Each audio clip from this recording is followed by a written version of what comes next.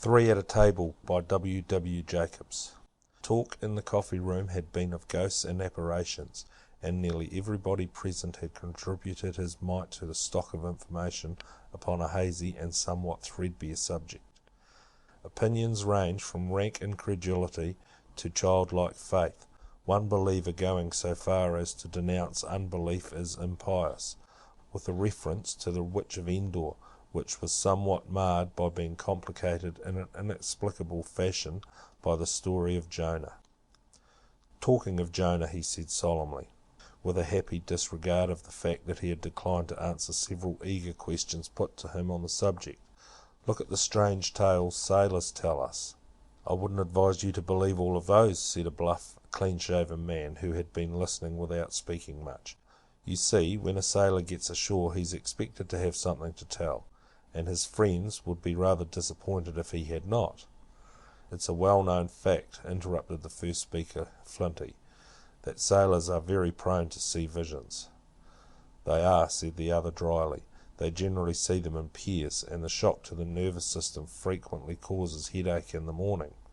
You never saw anything yourself, suggested an unbeliever. Man and boy, said the other. I've been at sea 30 years, and the only unpleasant incident of that kind occurred in a quiet English countryside. And that? Said another man. I was a young man at the time, said the narrator, drawing at his pipe and glancing good-humouredly at the company. I had just come back from China, and my own people being away, I went down into the country to invite myself to stay with an uncle. When I got down to the place, I found it closed, and the family in the south of France. But as they were due back in a couple of days, I decided to put up at the Royal George, a very decent inn, and await their return. First day I passed well enough, but in the evening the dullness of the rambling old place in which I was the only visitor began to weigh upon my spirits, and the next morning, after a late breakfast, I set out with the intention of having a brisk day's walk.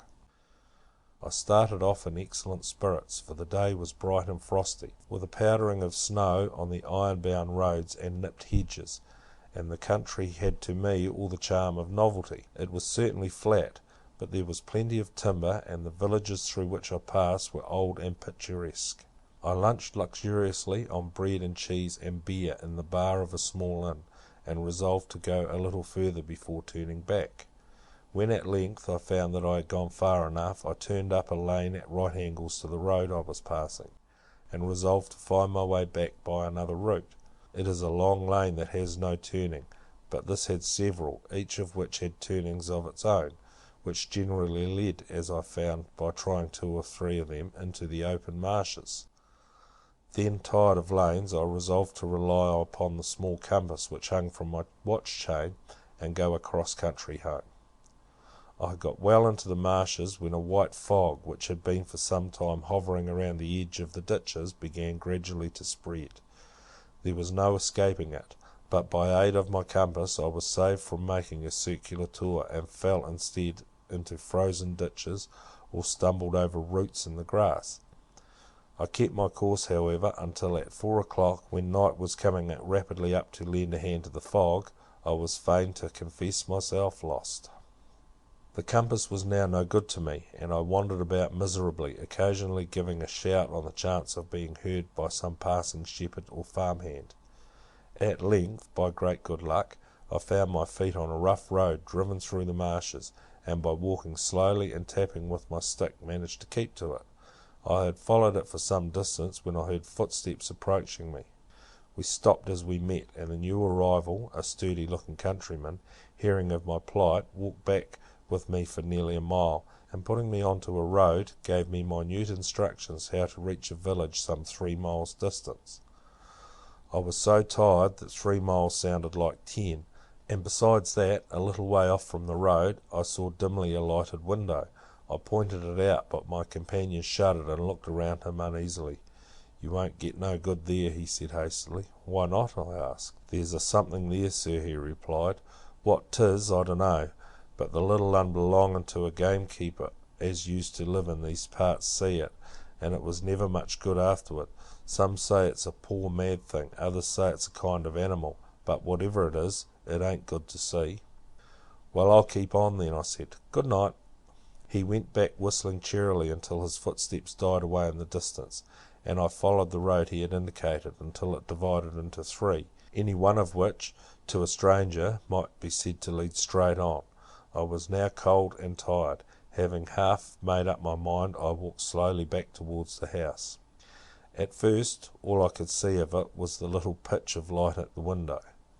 I made for that until it disappeared suddenly, and I found myself walking into a tall hedge. I felt my way round this until I came to a small gate, and opening it cautiously, walked, not without some little nervousness, up a long path which led to the door. There was no light and no sound from within. Half repenting of my temerity, I shortened my stick and knocked lightly upon the door. I waited a couple of minutes and then knocked again, and my stick was still beating the door when it opened suddenly, and a tall, bony old woman, holding a candle, confronted me. "What do you want?" she demanded gruffly. "I've lost my way," I said civilly. "I want to get to Asheville." "Don't know it," said the old woman. She was about to close the door when a man emerged from a room at the side of the hall and came towards us, an old man of great height and breadth of shoulder. "Asheville is 15 miles distant," he said slowly. "If you will direct me to the nearest village, I shall be grateful," I remarked. He made no reply, but exchanged a quick, furtive glance with the woman. She made a gesture of dissent. "The nearest place is 3 miles off," he said, turning to me and apparently trying to soften a naturally harsh voice. "If you will give me the pleasure of your company, I will make you as comfortable as I can." I hesitated. They were certainly a queer-looking couple, and the gloomy hall with the shadows thrown by the candle looked hardly more inviting than the darkness outside. "You are very kind," I murmured irresolutely, "but—" "Come in," he said quickly. "Shut the door, Anne." Almost before I knew it, I was standing inside, and the old woman, muttering to herself, had closed the door behind me. With a queer sensation of being trapped, I followed my host into the room, and taking the proffered chair, warmed my frozen fingers at the fire. "Dinner will soon be ready," said the old man, regarding me closely. "If you will excuse me." I bowed, and he left the room. A minute afterward I heard voices, his and the old woman's, and I fancied a third. Before I had finished my inspection of the room, he returned, and regarded me with the same strange look I had noticed before. "There will be 3 of us at dinner," he said at length. "We 2 and my son." I bowed again, and secretly hoped that look didn't run in the family. "I suppose you don't mind dining in the dark?" he said abruptly. "Not at all," I replied, hiding my surprise as well as I could. "But really, I'm afraid I'm intruding. If you'll allow me—" He waved his huge, gaunt hands. "We're not going to lose you now we've got you," he said with a dry laugh. "It's seldom we have company, and now we've got you we'll keep you. My son's eyes are bad, and he can't stand the light. Ah, here is Annie." As he spoke, the old woman entered, and eyeing me stealthily, began to lay the cloth, while my host, taking a chair the other side of the hearth, sat looking silently into the fire. The table set, the old woman brought in a pair of fowls ready carved in a dish, and placing 3 chairs, left the room. The old man hesitated a moment, and then rising from his chair, placed a large screen in front of the fire, and slowly extinguished the candles. "Blind man's holiday," he said with clumsy jocosity, and groping his way to the door, opened it. Somebody came back into the room with him, and in a slow, uncertain fashion, took a seat at the table, and the strangest voice I have ever heard broke a silence which was fast becoming oppressive. "A cold night," it said slowly. I replied in the affirmative, and, light or no light, fell to with an appetite which had only been sharpened by the snack in the middle of the day. It was somewhat difficult eating in the dark, and it was evident from the behaviour of my invisible companions that they were as unused to dining under such circumstances as I was. We ate in silence until the old woman blundered into the room with some sweets and put them with a crash upon the table. "Are you a stranger about here?" inquired the curious voice again. I replied in the affirmative, and murmured something about my luck in stumbling upon such a good dinner. "Stumbling is a very good word for it," said the voice grimly. "You have forgotten the port, father." "So I have," said the old man, rising. "It's a bottle of the celebrated. To-day 'twill get it myself." He felt his way to the door, and closing it behind him, left me alone with my unseen neighbour. There was something so strange about the whole business, that I must confess to more than a slight feeling of uneasiness. My host seemed to be absent a long time. I heard the man opposite lay down his fork and spoon, and I half fancied I could see a pair of wild eyes shining through the gloom like a cat's. With a growing sense of uneasiness, I pushed my chair back. It caught the hearth-rug, and in my efforts to disentangle it, the screen fell over with a crash, and in the flickering light of the fire I saw the face of the creature opposite. With a sharp catch of my breath, I left my chair and stood with clenched fists beside it. Man or beast, which was it? The flame leapt up and then went out, and in the mere red glow of the fire it looked more devilish than before. For a few moments we regarded each other in silence. Then the door opened and the old man returned. He stood aghast as he saw the warm firelight, and then approaching the table mechanically put down a couple of bottles. "I beg your pardon," said I, reassured by his presence, "but I have accidentally overturned the screen. Allow me to replace it." "No," said the other man gently, "let it be. We have had enough of the dark. I'll give you a light." He struck a match and slowly lit the candles. Then I saw the man opposite had but the remnant of a face, a gaunt, wolfish face in which one unquenched eye, the sole remaining feature, still glittered. I was greatly moved, some suspicion of the truth occurring to me. "My son was injured some years ago in a burning house," said the old man.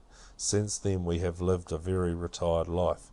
When you came to the door his voice trembled, "that is, my son, I thought," said the son simply, "that it would be better for me not to come to the dinner table. But it happens to be my birthday, and my father would not hear of my dining alone. So we hit upon this foolish plan of dining in the dark.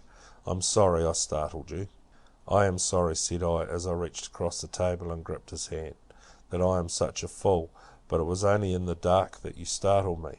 From a faint tinge on the old man's cheek, and a certain pleasant softening of the poor solitary eye in front of me, I secretly congratulated myself upon the last remark. "We never see a friend," said the old man apologetically, "and the temptation to have company was too much for us.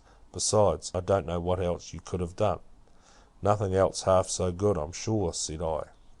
"Come," said my host with almost a sprightly air, "now we know each other, draw your chairs to the fire, and let's keep this birthday in proper fashion."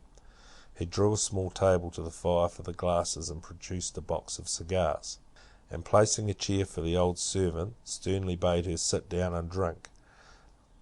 If the talk was not sparkling, it did not lack for vivacity, and we were soon as merry a party as I have ever seen. The night wore on so rapidly that we could hardly believe our ears when, in a lull in the conversation, a clock on the hall struck 12. "A last toast before we retire," said my host, pitching the end of his cigar into the fire and turning to the small table. We had drunk several before this, but there was something impressive in the old man's manner as he rose and took up his glass. His tall figure seemed to get taller, and his voice rang, as he gazed proudly at his disfigured son. "The health of the children my boy saved," he said, and drained his glass at a draught.